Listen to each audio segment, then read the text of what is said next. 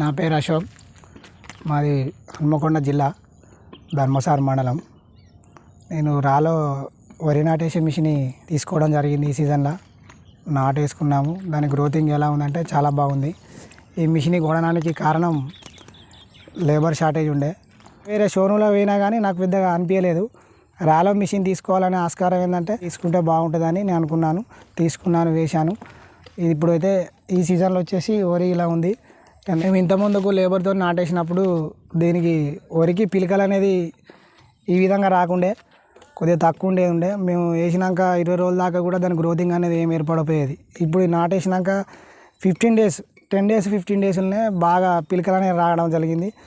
ఈ తద్వారా ఏంటంటే ఇలా గ్యాప్ ఉండడం, సూర్యరశ్మి తాగడం, గాలి తాగడం వల్ల మొక్కకు గ్యాపు ప్లస్ మనకు గాలి తాగడం, దీనివల్ల ఏరు గ్రోతింగ్ ఎక్కువ ఉంటుంది, ప్లస్ పిలకలు రావడానికి అవకాశం ఉంది. అప్పుడు మనం లేబర్ నాటేసినప్పుడు 10, 20, 15 ఉండేది. ఇప్పుడు దాదాపు 35-40 వస్తున్నాయి.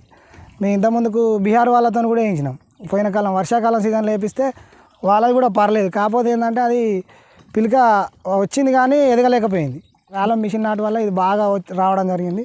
దీనిది ఏ విధంగానైనా ఇప్పుడు ఈ గ్రోతింగ్ చూసినాక ఈ సీజన్ నాటు మేము చూసినాక చూసినాక దీన్ని పర్వాలేదు అనిపించింది. ఎందుకంటే మిషన్ ఫస్ట్ నాటేసినప్పుడు మనకి కర్రలు కనబడాయి, దానికి సాలుగు మధ్య గ్యాప్ బాగా కనిపిస్తుంది.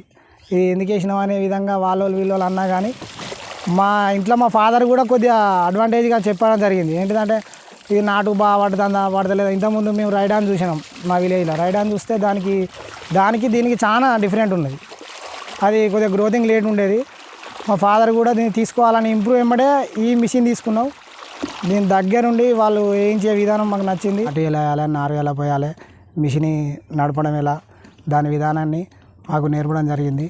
మేము నర్సరీ ఎలా పోయాలంటే వాళ్ళ షోరూమ్ తరపున ఉన్నారు, వాళ్ళు వచ్చి మాకు నర్సరీ నేర్పించారు ఎలా పోయడం ఎలా అని. అడ్వాంటేజ్ మాకు చాలా బాగా అనిపించింది. స్టార్ట్ చేసిన రోజు కూడా నాకు కూడా దాని మీద పెద్ద అవగాహన లేదు. వాళ్ళ షోరూమ్ నుంచి వచ్చి ఫస్ట్ వాళ్ళు నడిపి 10-20 గుంటలు వేసినాకనే మేము దాన్ని వేసుకోవడం జరిగింది. ఫస్ట్ కొద్దిగా భయం అనిపించింది, తర్వాత అలవాటు అయింది, మంచిగానే వేసిన. నేను వచ్చేసి నాది ఓన్గా 10 ఎకరాలు వేసుకున్నాను, బయట ఒక 4 ఎకరాలు వేసాను. అది చాలా బాగానే ఉంది, ఇది బాగానే ఉంది.